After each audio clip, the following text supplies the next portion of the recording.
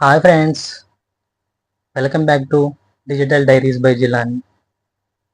ఈరోజు వీడియో దేని గురించి అంటే పాన్ కార్డ్ గురించి.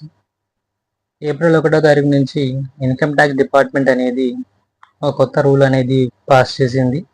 అదేంటి అంటే కొత్తగా పాన్ కార్డ్ అప్లై చేసుకోవాలి అంటే ఇంతకుముందు కేవలం మన ఆధార్ కార్డుతో పని పూర్తయిపోయేది. ఇప్పుడు అలా కాకుండా కొత్తగా పాన్ కార్డ్ అప్లై చేసుకోవడానికి ఆధార్ కార్డుతో పాటు డేట్ ఆఫ్ బర్త్ ప్రూఫ్ అనేది కూడా కంపల్సరీగా ఇవ్వాలి. ప్లస్ ఆధార్ కార్డులో డేటా, మనం డేట్ ఆఫ్ బర్త్ ప్రూఫ్ కోసం ఇచ్చే డేటా రెండు సేమ్ ఒకేలా ఉండాలి.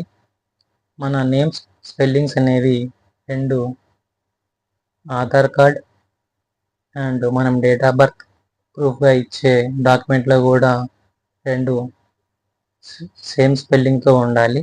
అలా ఉంటేనే మన పాన్ కార్డ్ అనేది జనరేట్ అవుతుంది. రెండిట్లో డేట్ ఆఫ్ బర్త్ అనేది సేమ్ ఒకే విధంగా ఉండాలి. కొత్తగా పాన్ కార్డ్ అప్లై చేసుకోవాలంటే ఆధార్ కార్డుతో పాటు డేట్ ఆఫ్ బర్త్కి ఏ డాక్యుమెంట్స్ కావాలనేది పక్కనే మెన్షన్ చేస్తాను, చూడండి.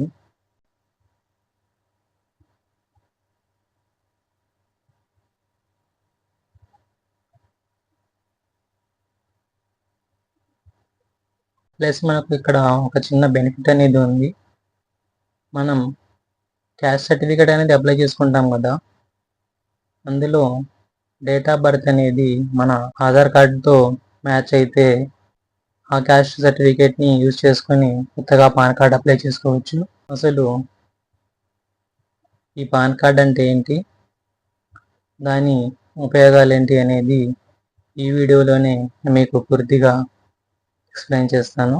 దానికి ముందు ఒక చిన్న రిక్వెస్ట్, ఈ వీడియోని లైక్ చేసి మ్యాక్సిమం మీ ఫ్రెండ్స్కి షేర్ చేయండి అండ్ మన ఛానల్ని సబ్స్క్రైబ్ చేసుకోండి. ఇంకా మన వీడియోలోకి వెళ్ళిపోదామా. పాన్ కార్డ్ అనేది ఇన్కమ్ ట్యాక్స్ డిపార్ట్మెంట్ వారు మనకిచ్చే ఒక digital ID and permanent account లాంటిది. ఏ వ్యక్తికైనా పాన్ కార్డ్ అనేది ఒకసారి మాత్రమే వస్తుంది, రెండోసారి రాదు. ఒకసారి పాన్ కార్డ్ జనరేట్ అయితే అది మళ్ళీ మార్చుకోవడానికి కుదరదు. కేవలం అందులో ఉండే మన డీటెయిల్స్ మాత్రమే మార్చుకోవడానికి అవకాశం అనేది ఉంటుంది. మన పాన్ నెంబర్ అనేది అస్సలు మారదు, అలా అవ్వడానికి కూడా అవకాశం లేదు. ఒకవేళ మనం రెండో పాన్ కార్డ్కి అప్లై చేసుకోవాలి అనుకుంటే, లేదా మనకు రెండు పాన్ కార్డులు అనేది ఉంటే మనం ఇన్కమ్ ట్యాక్స్ డిపార్ట్మెంట్ వారికి 10,000 రూపాయలు జరిమానా కట్టవలసి వస్తుంది. ఒకే వ్యక్తికి రెండు పాన్ కార్డులు ఉండడం అనేది చట్టరీత్యా నేరం. అందుకే పాన్ కార్డ్ అప్లై చేసుకునే ముందు జాగ్రత్తగా చూసుకొని అప్లై చేసుకోవాలి. ఇంకా ఈ పాన్ కార్డ్ వల్ల ఉపయోగాలు ఏంటి అనేది చెప్తాను. అందులో ఫస్ట్ ఇన్కమ్ ట్యాక్స్ పే చేయడానికి అండ్ మన బ్యాంక్ అకౌంట్ ఓపెన్ చేసుకోవడానికి, ఇంకా బ్యాంకింగ్ పర్పస్ కోసం, ఇంకా మన అకౌంట్లో లావాదేవీల కోసం యూజ్ అవుతుంది. ఇంకా మనం 10 లక్షలకు మించి ఏ ఆస్తినైనా కొనడానికి ఈ పాన్ కార్డ్ అనేది కంపల్సరీగా కావాలి.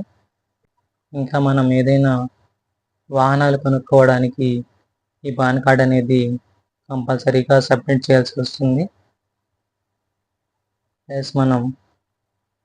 ప్లస్ మనం ఇంకా ఏవైనా లోన్స్ కోసం